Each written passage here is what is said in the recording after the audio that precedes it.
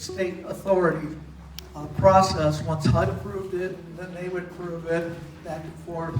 Well, this last month, the state has approved the tax credit, so now we're getting closer to submit all the information to HUD to get the final approval and close on it. So you can see where the star is right now. We're right just at the point where we're trying to get the final HUD approvals. They're showing you to the right. Well, the resident engagement was throughout the whole process, so we were just kind of Yeah, they didn't have much to have to do with that, but okay. Yeah, so when I came out last time, we talked about all these different steps and when the residents would be involved in it. So there was various steps and sections that you might be involved in to update you. You might have several resident meetings already, even after the ones that I did. And you'll continue to do that to bring you up to date where the rehab is being done. That's what we call resident engagement. Until the rehab is complete, then it basically returns the development over to the Housing Commission.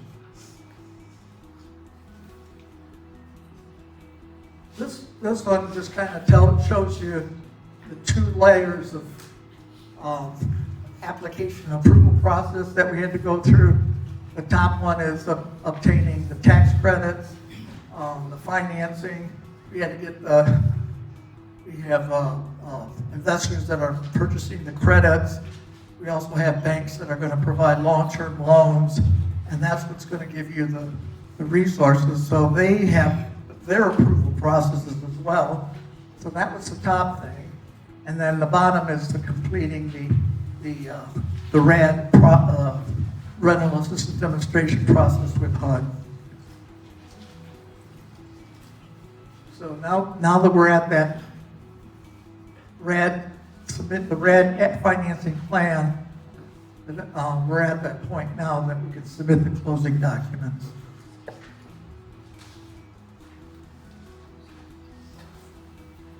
This is the project schedule. So sometime in March, residents will provide an update on the conversion and closing, and once we know where the final closing and financing, then we can now then start talking about when we get to relocate the residents.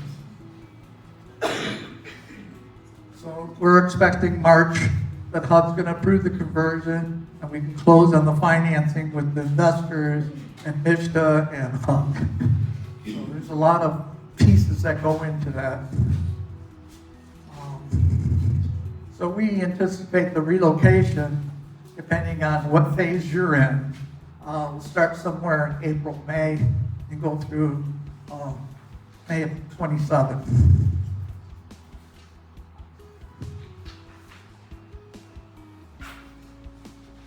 This is the what the interior is going to look like. I think you might have seen these slides before. We're going to do extensive work in the interior with kitchen, bathroom, cabinets, countertops. We're going to make units, barrier-free or accessible units will be available. So we'll put vision impaired, hearing impaired, wheelchairs, those kinds of things, and those units that are accessible units. We're going to upgrade the system, security, smoke detector. We're going to do some repairs on them. Since the units have been vacant for so long, we're going to redo the interior plumbing and electrical and those kind of things. Exterior, we're going to do the exterior facade, as you can see on the storyboards. We're also going to repair the roofs, gutters, replace doors, and balconies. And then the site improvements, in addition to doing the repairs, the asphalt, enhance the landscaping, playground equipment, which are common amenities. And then we're also talking about security systems, smoke detectors, window replacements, those kind of things. So we'll improve the lighting on the exteriors, those kind of things. This is tentative plan here for the different phases, for the relocation and rehab. So you can see there's like 5 phases in the Demby Terrace. So the first couple phases are the vacant units, and then as we move those around, start doing the occupied units as well. Here's the one for Demby Terrace. They have 5 phases there too. So you can see the different colors are the different phases that are occurring on each of the sites. Parkside Estate, we're going to do them by blocks of units. You can see some of them are connected to each other, so we'll be doing those in phases as well. Yeah, so for relocation and tenants, questions that we get a lot of, relocation will be temporary. And then all these compliant residents will have the right to return to the rehab units. But you can also stay in the unit that we move you to once it's rehabbed as well. But you may have an option to move back to your other unit as well. So as we said, we're going to do the rehab work on the vacant units, eventually move folks into those units first. The relocation team will be meeting with each household and do a one-on-one assessment to determine what your needs are. This will be the opportunity time to say, hey, I'm mobile, I can't move my stuff, I need help for helping me to move. They'll help you with, providing the boxes and the kinds of things that you need, but if you need help, let them know at that point. So the construction, one thing you got to know is that the construction is going to take a long time. So you're going to see a lot of activity out here on these 2 developments. And some of the changes will be made based on weather and availability of materials and sequencing subcontractors.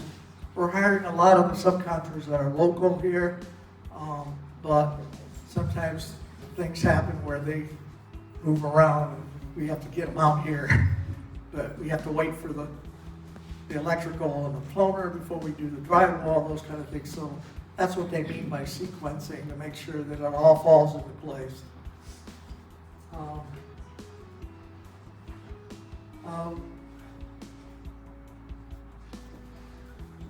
You'll receive notice of the RAD relocation eligibility within these 30 days prior to having to move. So you'll have a little time when we send out the notices. Section 8 lease, this is just a list of things that are going to be included in your new lease. You might be familiar with some of it under the public housing, but you'll have these different addendums that you might want to make sure you find yourself acquainted with them. So when you get them, you're going to have the RAD resident rights addendum, the crime-free addendum, mold mildew addendum, the safety smoke-free policy, smoke detector notice, lead-based paint. We'll be removing all the lead base out of it, but you'll still have a disclosure. Tenant handbook, income certification, women against violence, certification, occupancy rights, statement of Section 8 project-based vouchers, and an addendum to Section 8 project vouchers, and the pet policy. So for some of you, if you recall, you have your Section 8 regular program, and then what we're going to have at these sites is called Section 8 project-based. So the Section 8 will be tied to the building. So when you move in, you automatically will get to Section 8. So you're not on the waiting list waiting for Section 8 in the buildings. The buildings will have it automatically. And then the resident rents. Basically, you'll be paying your 30% adjusted income towards rent. There might be slight differences between public housing and Section 8 when it comes to deductions family deductions, but when you do your one-on-one, you'll get that, you'll get that information. So, but predominantly you'll be paying the same rents you're currently paying.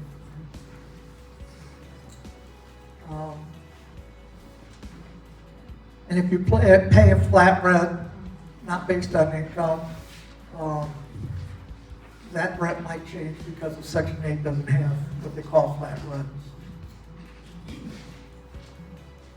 But under RAD, you'll never pay more than 30% of your adjusted gross income. And then, like I said, the Housing Commission will meet with each household to confirm each household's specific situation. So everybody's situation is different. That's why we can't just say, okay, this is what everybody's rent's going to be. You're going to be individually, just like you are right now.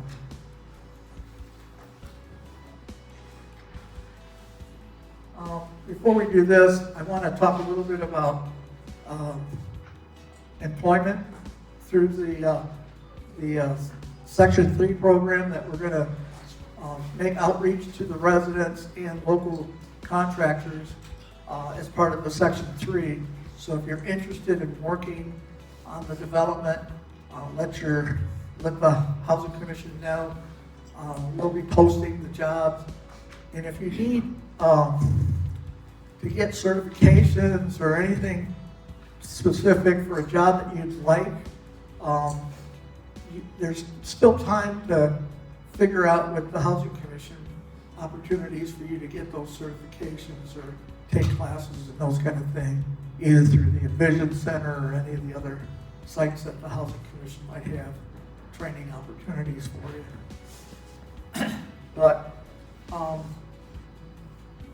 you still have time as well for other developments that the Housing Commission is working on, that you might have additional opportunities for residents to get employed through these contracts.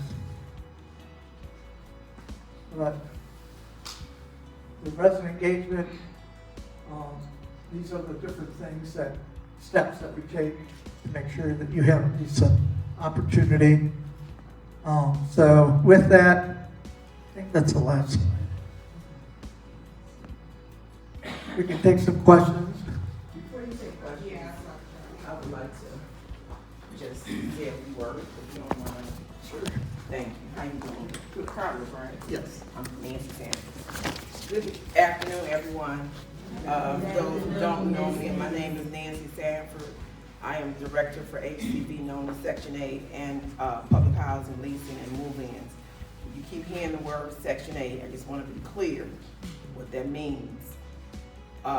You will be converting from public housing to a tenant-based voucher, not just a regular Section 8. That means that the tenant-based voucher stays with the unit, right?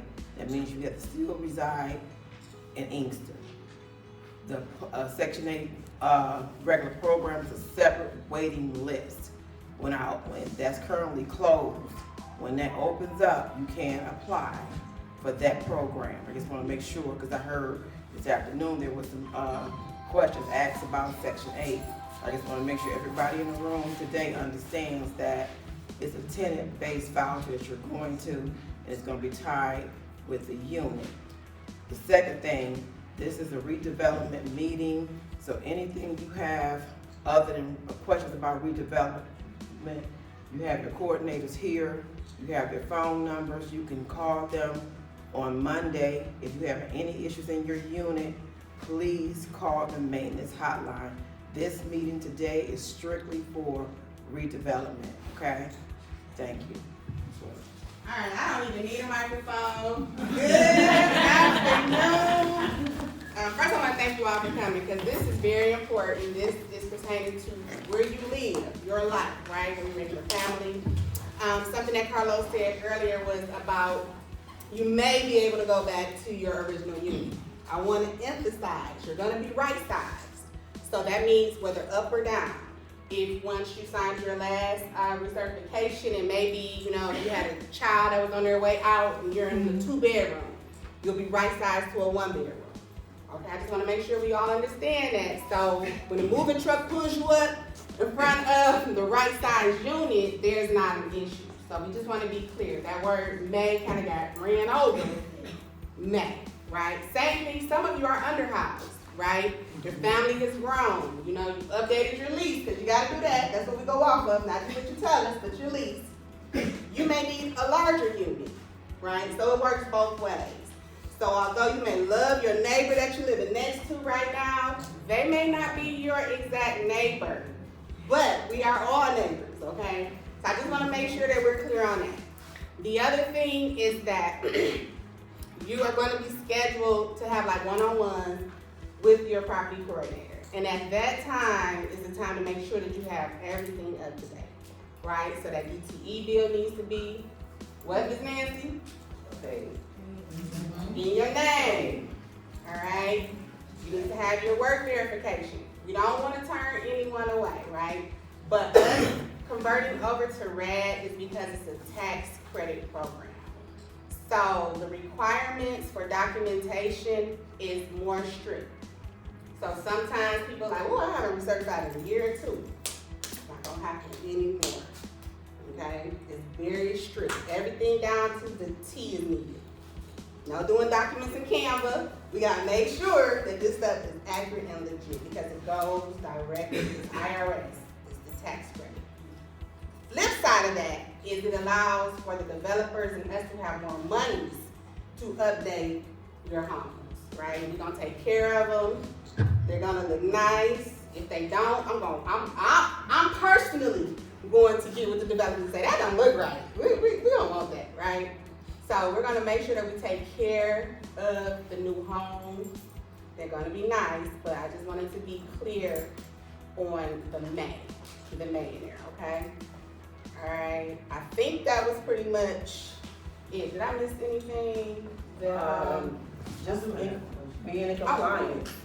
Most important, like Ms. Well said, your utility bill should be in your name and paid, your rent and your recertification. We talked about this for months and months and months and months. We had several meetings as late as January. Talking, coming back and saying the same thing over and over again, just making sure everybody understands the process and how it's going to work. I'm sorry, moving forward. That means that if you are not in compliance, you need to get in compliance right away. I'm talking like Monday. You won't be in the office tomorrow. You'll be there Monday. If you know, and I'm not calling anybody out, don't stand up, don't raise your hand. But if you know in your heart, I'm serious, if you know in your heart that you are not compliant with things we just mentioned, I'm telling you, get it together because you will not be going to the other side. You just won't. We're not in the business of evicting anyone or leaving anybody behind, but we have to do what we need to do. We have to do our job. There's money on the table that's most important, right? So you must be in compliance, right? Please, if you have not, I suggest that you do. I encourage you to get with your property coordinator on Monday and get in compliance. Okay? Thank you. I just have Yeah, a go question ahead. about the work program. Uh-huh. What's the work program, is the training, is it a paid training or how, or do we have to pay for the training? That's a good question. So it's kind of premature to even talk about that right now. HUD, Section 3. HUD has a program where it tries to like reach back for those skill sets within the neighborhoods and give them employment. I'm sorry. The key? The what? Are you, No. the key? No. No. Okay, that's what I'm like. Yeah. So what they're trying to do is match the residents with the developers or the businesses, right, that have the opportunity. So when you do your lease, we're also gonna have a sheet like, what are your skill sets? If you don't have them, what are you interested in? To be able to match to the opportunity. So will it be free? Yes. It's gonna be provided by that company. And I think it's really good, like even if you go on to, we have some information on it, right? On HUD Section 3. We'll make sure that we share that because we do wanna get, the community as involved as possible. So, yeah, we'll make sure that we get that to you. Do you have our Everbridge messages on your, do you get the text messages? I get the text messages every so often. Okay, did you get one today? Yeah. Okay, because you was gonna be in trouble if you didn't. You got one today? All right. But we will make sure, we said that in one of the other meetings too, as we progress with this, we're gonna make sure that we send out notifications, especially via the text message.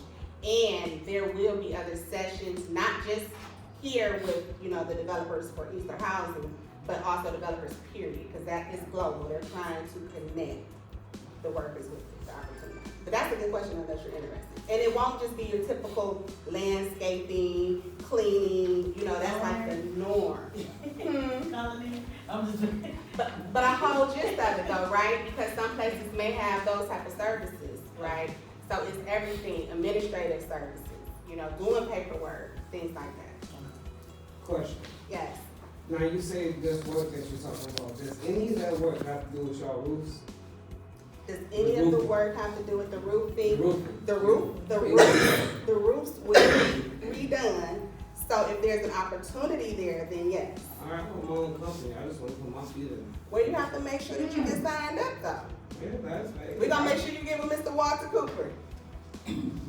Okay? We'll be posting some of the jobs and job opportunities. I mean, this is a great opportunity for the residents, not only to get new units and rehab units, but it gives the residents opportunities also to get employment opportunities and get jobs through this job. I'm on the contract for a minute here. I've been around for a while. I was down there and this is Saigon, even though y'all don't call it that. This is Demby Terrace. Y'all, I know y'all call it Demby, but everybody in Inkster calls it Saigon. Yeah, it's Demby Terrace. Before I was down there in the gardens, I think that's Right, what this it's is called. Demby Terrace. Full Go ahead, sir. professional. You're gonna use the right name. Under development. So we responded to a call from the Housing Commission for developers to assist in the development. So we were awarded the Demby Terrace and Parkside. And hopefully we'll be working on Twin Towers as well. But they got another developer doing the other sites. So you have the same employment opportunities at those sites too. So if there's not anything here, hopefully there's something for the Twin Towers. So there's still time, there's still time to get your skills levels up if you want to be something that you don't have the skills for. So we won't be able to probably move until the fall time or maybe the following year? It depends, so it's in phases, so it depends on what phase you're in. So as he just said, there's gonna be a lot of things that are gonna be involved in that, right? So if you just even kind of think about what we just went through with this Arctic weather. So let's say if we were in construction right now, that pushed everything back like a month just right there. So just normal life is going to possibly delay certain things. So they're just kind of letting you know that once you're up, whatever phase you're in, you'll know in advance. So like I said, we'll do the vacant units first, so you're not going to get affected by having to move at this point. But you'll be notified as the construction goes. So as soon as you see the construction, don't pack, don't move yet, because they'll notify you and give you time to let you know what unit you can move into or be relocated to and those kind of things. But if everything goes good with HUD and NISHA and all the investors and everything, we're hoping that we'll start construction yet this April. You got one more question right over here. I have one question for you. It was asked to the resident council, once you guys get finished renovating and redeveloping and gutting out, you're gonna leave the front and back doors to these units in Demby, correct? And Parkside, correct? Because they have front and back doors. We're just saying an area of the front and exit. I'm not sure we're changing the front back doors. We're replacing the doors, but I don't think we're relocating anything like that. Okay, that's all they wanted to know, is make sure that we're gonna have those two exits. Yeah, that's usually a code thing that you have to have two exits to be able to get in and out of your units. Just one more. Now, for the relocation, because that's where my question lies. If we have already, just saying, if you get a packet with a relocation date and a locate, like a relocated location, for the temporary, if you don't wanna be in that temporary spot for your relocation, can you change your temporary place?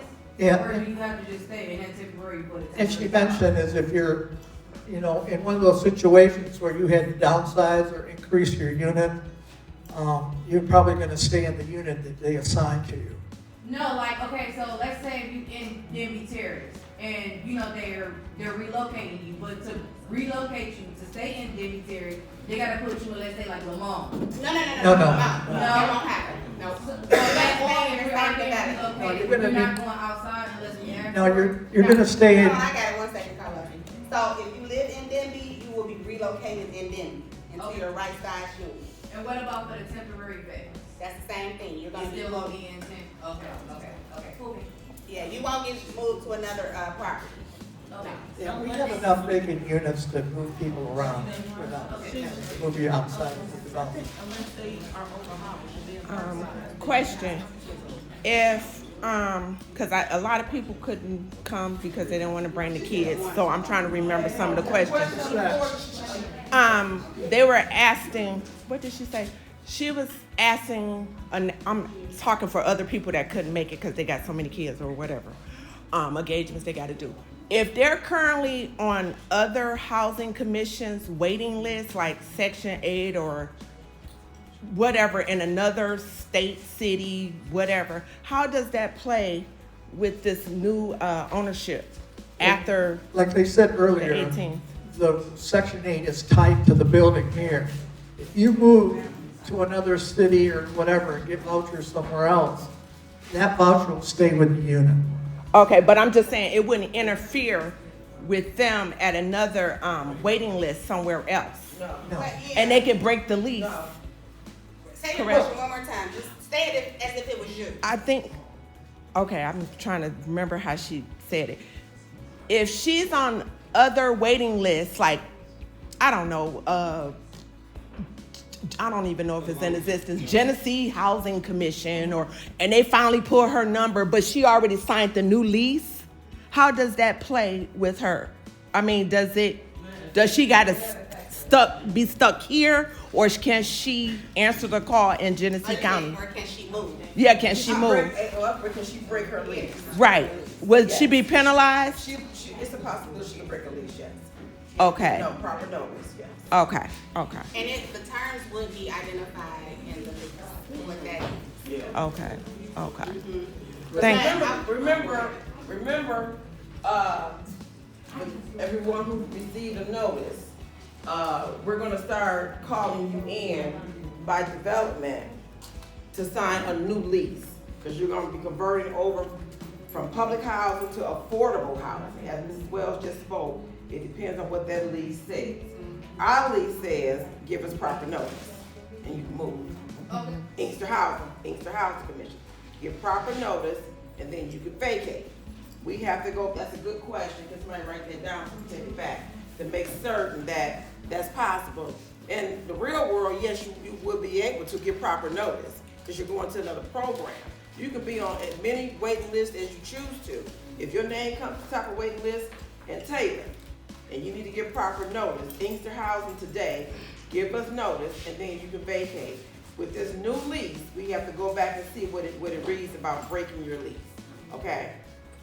And if it just says proper, we need to understand what is proper. Yeah. Right? I was just about to ask. It depends What's on, proper? proper could be 24 hours a day, Yes. every day, right? Mhm. Like the guy. But I wanna answer your question again, because I just got my coattail pulled.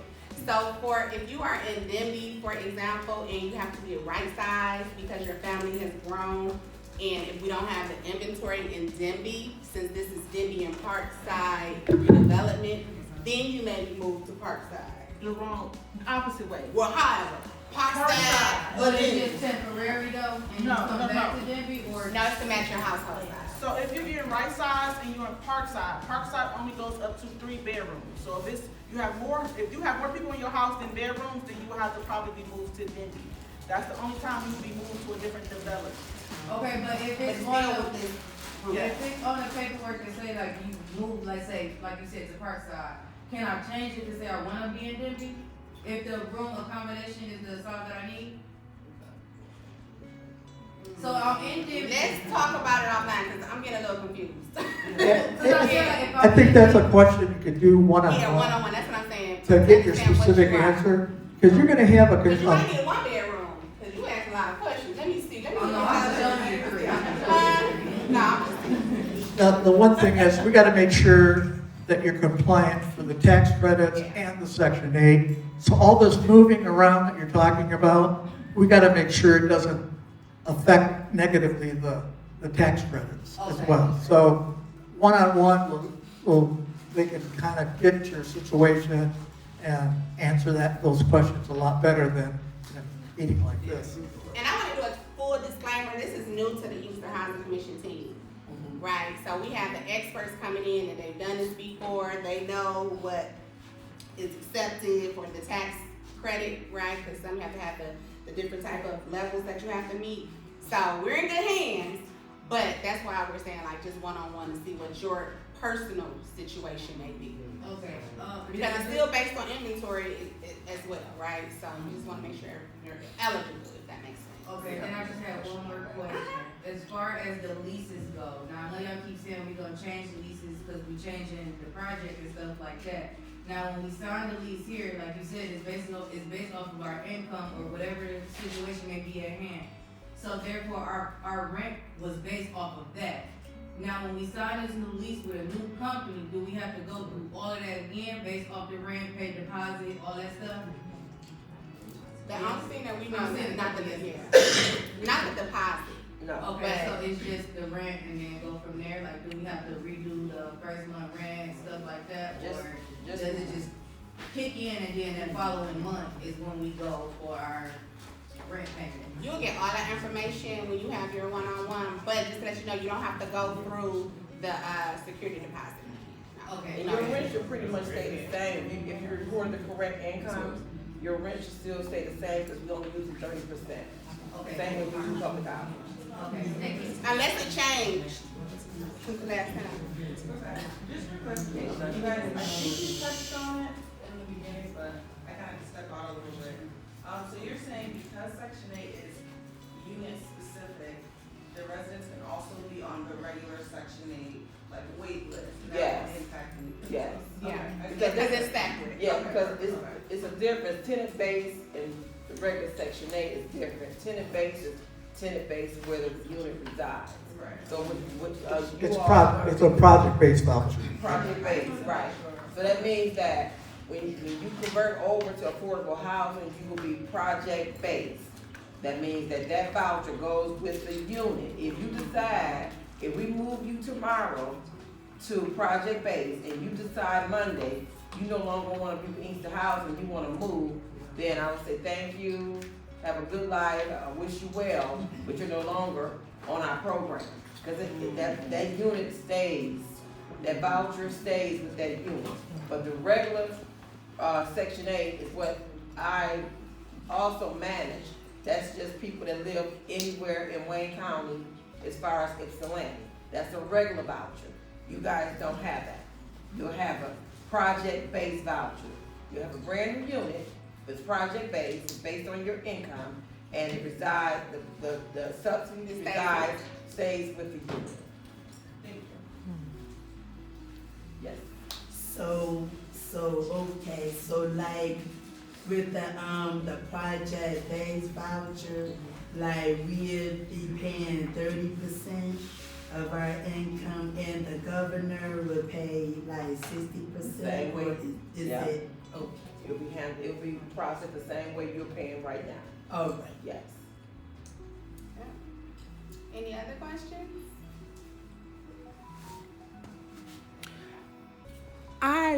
When I received this flyer and the rest of the documents in there, it said Inkster Housing Authority. Is that going to change or is going to remain Inkster Housing Commission? Is it any difference or is just interchangeable? Yes and no. So Inkster Housing For the Commission purpose is of the going to- tenants, it's gonna be the same. Okay. But the way the structure is, the Housing Commission had created a subsidiary that's gonna own the facility, that they are owners of. So they're still involved and it's still the Inkster Housing Commission, but the structure is slightly different. But So Ms. Scott, for instance, if you go on our website, I'm gonna break it down. Okay. And you see the two different logos, you see the one that says IHC and the one that says IHRC. So that's like our separate entity, that all this is kind of flowing under the non-HUD, if you will. Okay. Does that make it sound a little better? So Yes, but it's I mean, Inkster you guys Housing. gonna keep your position and we Yes. still gonna have the Board of Commissioners. correct. So it's Yes, just ma'am. that, okay, Yeah. that was confused, It's, okay. again, like he was saying, because this tax credit is so many different like layers, and some of it might just be, you know, Okay. for documents, right? But we're still there. So if you look on the website, Okay, and it goes as far back as what? When did we do that? 2022? 2020? You'll see the IHRC. Yeah, it's been a while. okay, Yeah. So that's why that other one was up there for a while, because this has been in the works. okay, For so it's many not like a other merger, administrations. okay, So the Probably you Housing on board. Commission will still have oversight and still be involved. It's just that a new entity was formed to be able to take advantage of the tax credits and get the investments in. So it's a mechanism to get money in, but the Housing Commission will continue to be involved for many, many years. okay, I have one more question. thank you, thank you. I have a question about the trash. Will we still have the same trash companies and stuff like that, or? I have a question Yeah, about that's probably going to stay the same. It's separate from the redevelopment, so I'll ask you later, yeah. Go ahead. No, I was telling him I had a question about the trash, but it's separate from redevelopment, so I'll ask him after this. Yeah, we got a question about that this morning. Yeah. Any more questions? Mr. Carl? Thank you. All right, can y'all give Mr. Carlos Sanchez a round of applause? Like we discussed at the beginning, if you have any issues that you want to discuss with your property coordinators, now is the time to speak to your property coordinators. For everyone else, take the rest of the refreshments, and everyone have a great evening and drive home safely.